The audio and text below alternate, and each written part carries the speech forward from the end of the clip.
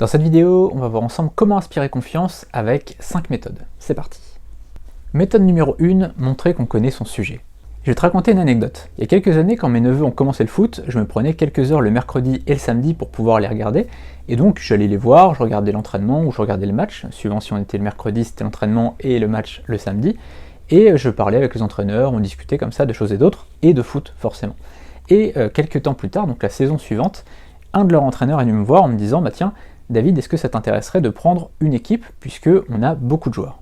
Et il me dit « J'ai tout de suite pensé à toi, puisqu'on a déjà échangé plusieurs fois sur le foot, je sais que tu t'y connais, je sais que ça t'intéresse, donc je me demandais si ça pouvait t'intéresser de prendre une équipe. » Donc tu vois, c'est amusant parce qu'au départ, ça partait d'une petite conversation où j'ai montré sans le vouloir que j'étais plutôt connaisseur dans le foot, et ça a amené à ce que je sois entraîneur pendant 6 ou 7 ans. Donc des fois, une simple petite discussion où tu vas montrer une compétence, ou simplement montrer ses compétences par d'autres choses, eh bien ça va faire que tu vas avoir une opportunité qui va s'ouvrir. Deuxième méthode pour inspirer confiance, avoir des diplômes, des formations, des certifications.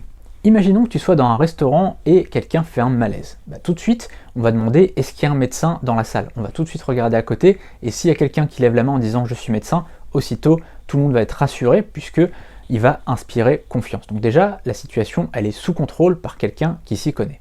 Et s'il n'y a pas de médecin, tout simplement ce qu'on va faire c'est qu'on va demander si quelqu'un a un brevet de secourisme ou une formation de secouriste. Et donc là, c'est pareil, on va regarder un peu autour de nous et on va être rassuré si quelqu'un a un brevet de secouriste ou un diplôme, quel qu'il soit, de secourisme. Et d'ailleurs, petite question, est-ce que tu prêterais ton bateau à quelqu'un qui n'a pas son permis bateau? Je pense pas. Par contre, est-ce que tu le prêterais à quelqu'un qui a son permis bateau?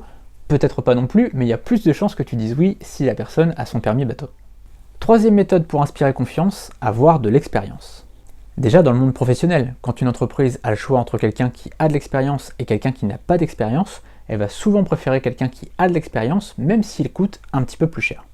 Et même sur le plan personnel, on va toujours demander l'avis à quelqu'un qui nous inspire confiance de par son expérience. Imaginons que tu souhaites acheter une maison à retaper par exemple, tu vas tout de suite regarder si dans ton entourage tu as des gens qui s'y connaissent en grosses œuvres, en rénovation, qui travaillent dans le bâtiment ou qui ont déjà retapé leur propre maison. Tu vas pas demander à quelqu'un. C'est la fin de cet extrait de vidéo et de formation. Si tu veux aller beaucoup plus loin, le lien il est dans la description. Tu auras une formation avec plus de 50 vidéos à l'intérieur sur le développement personnel, sur le mindset et sur les relations entre les gens. Tu vas voir, c'est vraiment hyper complet. Là, tu as vu un petit extrait de cette vidéo puisque dans la formation, tu auras la vidéo en entier et la formation en entier. On se retrouve derrière le lien.